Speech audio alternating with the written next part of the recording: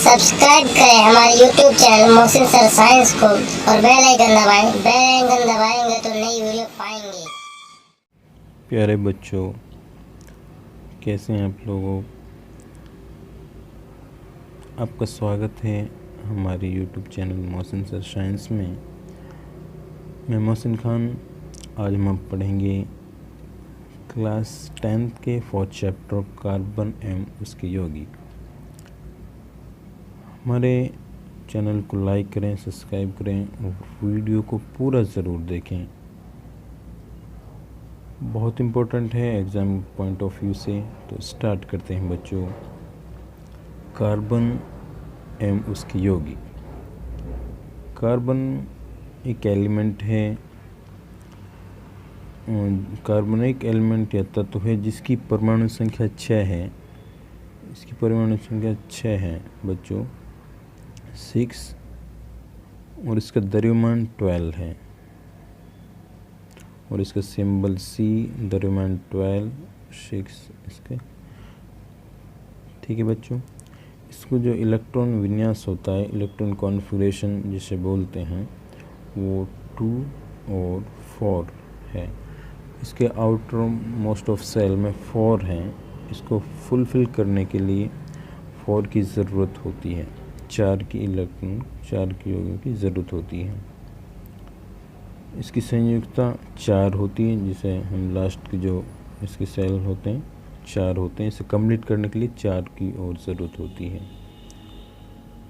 तो हम इसे पढ़ते हैं आज इसके बारे में।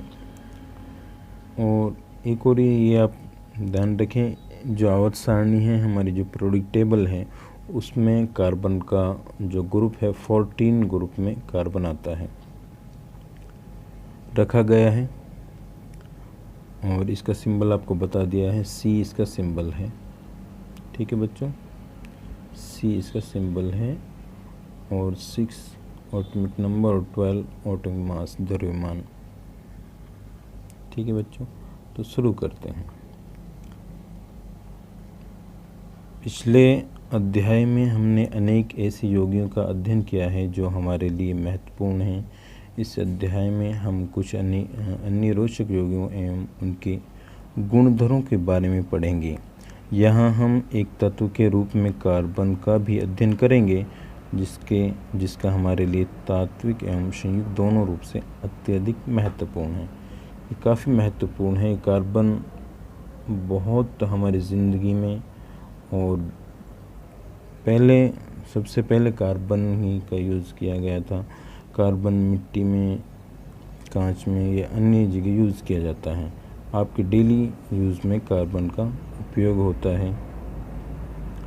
तो ये क्रियाकलाप हैं 4.1। सुबह से अपने जिन वस्तुओं का उपयोग अथवा उपभोग किया हो, उनमें से 10 वस्तुओं की सूची बनाइए। इस सूची को अपने सहपाठियों द्वारा बनाई सूची के साथ में मिलाइए तथा सभी वस्तुओं को साथ में दी गई सारणी में वर्गीकृत कीजिए।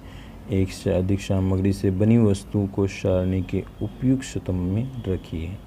ये सारणी दी हुई है। इसमें धोने से बनी वस्तु, धातु से बनी, कांच, मिट्टी से बनी वस्तु और अन्य जो आपने डेली यूज़ की हों, वो इसमें एक सारणी में लिख सकते हैं। तो आगे चलते हैं। अभी इसके बारे में बहुत इम्पोर्टेंट पढ़ना चाहेंगे। आपके द्वारा भरी हुई उपयुक्त सारणी के अंतिम स्तंभ में आप आने वाली वस्तुओं पर ध्यान दीजिए। आपके शिक्षक आपको बताएंगे इनमें से अधिकांश वस्तु कार्बन के यौगिक से बनी हैं। इसका परीक्षण करने के लिए क्या आप कोई विधि सोच सकते हैं? कार्बन से युक्त यौगिक को जलाने पर क्या उत्पाद मिलेगा? क्या आप इसकी पुष्टि करने वाले किसी परीक्षण को जानते हैं? आपके द्वारा सूचीबद्ध की गई भोजन, कपड़े, ये सब कार्बन में यूज़ होते हैं। कपड़े, दवाओं, पुस्तकों आदि अनेक वस्तुएं इस शर्तमुखी तत्व कार्बन पर आधारित होती हैं। इनके अतिरिक्त सभी सजीव संरचनाएं कार्बन पर आधारित होती हैं। भूपर्पट्टी तथा वायुमंडल में अत्यंत अल्प मात्रा में कार्बन उपस्थित है। भूपर्पट्टी है, वायुमंडल में कार्बन इसमें अत्यंत उपस्थित है। भूपट्टी पर खनिज जैसे कार्बोनेट, हाइड्रोकार्बोनेट कोयला एवं पेट्रोलियम के रूप में केवल कितना है 0.02% कार्बन उपस्थित है। तो वायुमंडल में जो कार्बन उपस्थित है 0.003% है। जी बच्चों, कार्बन डाइऑक्साइड उपस्थित है। प्रकृति में इतनी अल्प मात्रा में कार्बन उपस्थित होने के बावजूद कार्बन अत्यधिक मात्रा महत्व है, क्योंकि इतना कम होने के बावजूद भी कार्बन हमारी ज़िंदगी और लाइफ में बहुत इम्पोर्टेंट है। इस अध्याय में हम कार्बन के इन गुणधर्मों का अध्ययन करेंगे जिसके कारण कार्बन इतना महत्वपूर्ण है। किन के कारण इतना महत्वपूर्ण है इनका हम अध्ययन करेंगे। इसमें कार्बन के आबंध सहयोगी आबंध, कार्बन के आबंध और सहयोगी आबंध होते हैं। पिछले अध्याय में हमने यौगिकों के गुणधर्मों का अध्ययन किया। हमने देखा कि आयनिक यौगिकों के गलनांक तथा एवं क्वथनांक उच्च होते हैं तथा विलयन में अथवा यहाँ पे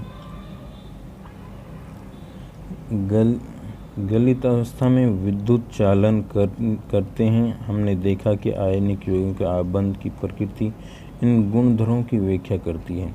जैसा कि हमने अध्याय 2 में देखा, अधिकांश कार्बन यौगिक विद्युत चालक नहीं होते। जो कार्बन यौगिक होते हैं विद्युत चालक नहीं होते।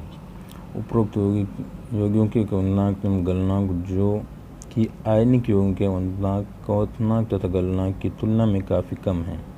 अध्याय 3 के आंकड़ों सारणी 0.41 के आधार पर हम इस निष्कर्ष पर पहुँचे हैं कि इन परमाणुओं के बीच प्रबल आकर्षण बल नहीं है, क्योंकि अधिकांश ये यौगिक विद्युत के कुचालक होते हैं। अतः हम इस निष्कर्ष पर पहुंच सकते हैं कि इन यौगिकों के आबंध से किसी आय की उत्पत्ति नहीं होती।